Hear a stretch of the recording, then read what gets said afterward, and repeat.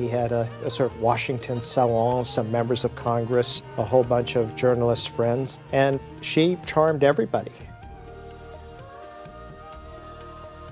She was speaking quietly.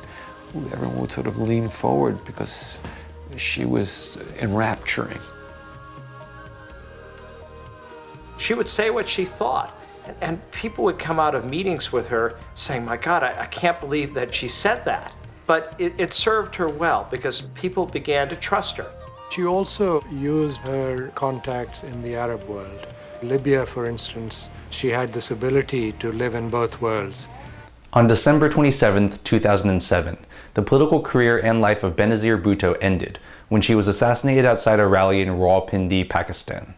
Bhutto, who came from a wealthy and prominent political family many compared to the Kennedys, had twice been elected Prime Minister of Pakistan, the first and only woman to ever lead a Muslim state. But the story of Benazir Bhutto, who was born 6 years after the creation of Pakistan itself, could easily and tragically be an allegory for her country's ongoing struggle to modernize, democratize, and throw off the shackles of military and religious rule.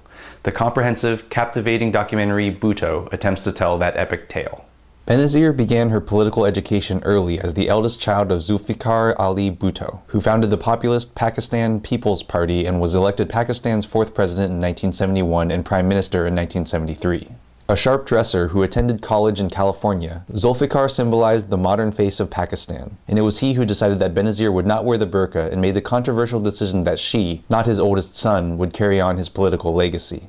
Benazir's education at Harvard and Oxford during the late 60s and early 70s, where she witnessed the power of democracy, protests, and women being treated as equals, would forever shape her political views. But Zulfikar, and later Benazir, would fall victim to forces that have been tearing away at Pakistan since its inception. Pakistan's citizens were unhappy that Zulfikar's government had engaged in corruption and had not delivered on many of its populist promises. Pakistan is 97% Muslim, and its mullahs were upset that Zulfikar had not done enough to make the country more conservative. And, to appease Pakistan's military, which holds more power than the civilian government, Zulfikar chose a general named Muhammad Zia al-Haq to be his chief of staff, who would eventually oust and execute Zulfikar and throw Benazir in prison. Benazir would eventually be released and return to Pakistan from exile to run against Zia, who would die in a mysterious plane crash. In 1989, Benazir became Pakistan's youngest and first female prime minister, only to be ousted the next year on corruption charges, for which she was never tried, and replaced by one of Zia's protégés. In 1993, Benazir would again become prime minister, only to be kicked out in 1996 due to more corruption charges.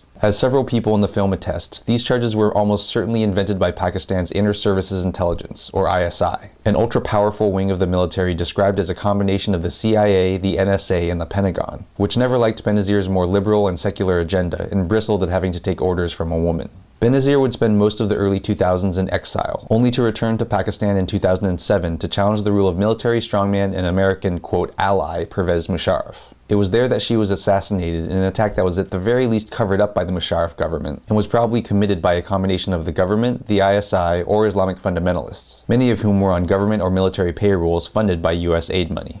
Using extensive news footage and interviews with Benazir's family, husband, friends, writers, scholars, political figures, as well as Benazir herself, Bhutto paints a portrait of a charismatic, intelligent, and complex woman who gave her life to save an even more complex and troubled country. A woman who fought for women's education and was a symbol of female empowerment, yet had an arranged marriage and didn't repeal Pakistan's harsh Sharia laws. A woman who helped eradicate polio from Pakistan and brought water, electricity, and communications to rural areas, yet was still feared in those areas as a threat to Islam.